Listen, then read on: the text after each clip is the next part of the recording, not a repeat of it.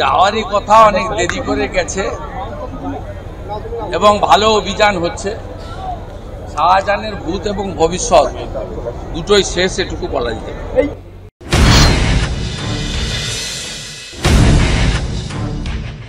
যে কলকাতা পুলিশের সর্বোচ্চ থেকে সর্বনিম্ন পদ পর্যন্ত যারা আছেন তাদের ভিতর একজনের আশ্রয়ে শেখ শাহজাহান আছেন, তাদের ভিতর একজনের ইনফরমেশন অনুযায়ী শেখ শাহজাহান স্থান পরিবর্তন করছেন।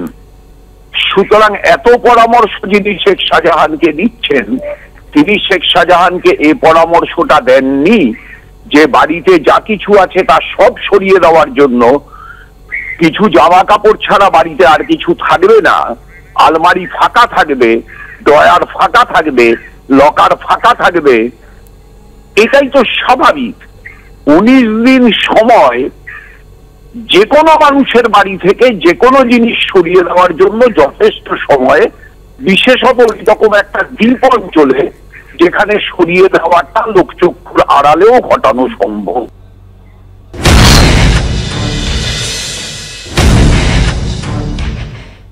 এটা তো আমরা গোড়া থেকেই বলেছিলাম যে স্টেটকে লুপে নিয়ে, স্টেট পুলিশকে তাদের জ্ঞাতার্থে জানিয়ে তাদের সহযোগিতা নিয়ে তল্লাশি হোক, এটা তো আমরা প্রথম দিন থেকে বলে আসছি। তো সেই কাজ হয়েছে, কোথাও কোনো অশান্তি নেই, স্মুথ চলছে। এখন আচমকা গিয়ে যদি কেউ প্ররোচনা দেয়, এলাকার মানুষ ভুল ভাবেন, তাৎক্ষণিক উত্তেজনা তৈরি হয়, তার জন্য তারাই দায়ী। আদালতে ইডির আশঙ্কাই সত্যি প্রমাণিত হলো।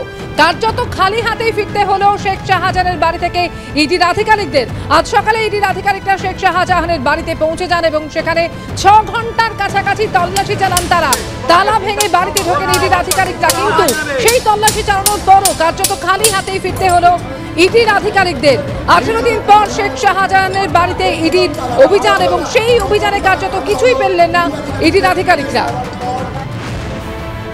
মিলেছে নথিভুক্ত হওয়া 10টি দলিলের কপি, পঞ্চায়েত ভোটে বিনা প্রতিদ্বন্দ্বিতায় জয়ী তৃণমূল প্রার্থীদের তালিকা, এছাড়াও পঞ্চায়েতে জয়ী 4 জনের নির্বাচনী সার্টিফিকেট, একাধিক ব্যক্তির ভিসা ও বিমানের টিকিটের তথ্য উদ্ধার হয়েছে।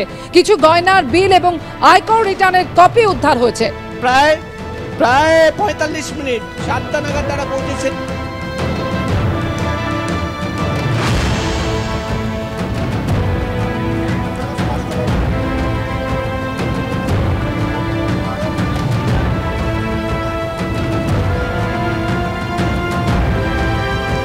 গত 5 তারিখের ঘটনা নিশ্চয়ই আপনাদের মনে আছে। ইডির আধিকারিকরা যখন শেখ শাহজাহানের বাড়িতে অভিযান চালাতে যান, সেখানে যে পরিস্থিতি তৈরি হয়েছিল, একেবারে আক্রমণের মুখে, হামলার মুখে পড়তে হয়েছিল ইডির আধিকারিকদের। এলাকা ছেড়ে পালাতে বাধ্য হয়েছিলেন তারা। কিন্তু আজকে সকালে যে ছবি দেখা গেল, কেন্দ্রীয় বাহিনীর জওয়ানদের সঙ্গে নিয়ে ইডি আধিকারিকরা শেখ শাহজাহানের বাড়িতে গেলেন এবং একেবারে পর্যাপ্ত নিরাপত্তার ঘেরাটোকে সেখানে তল্লাশি চলল প্রায় 6 ঘন্টার কাছাকাছি।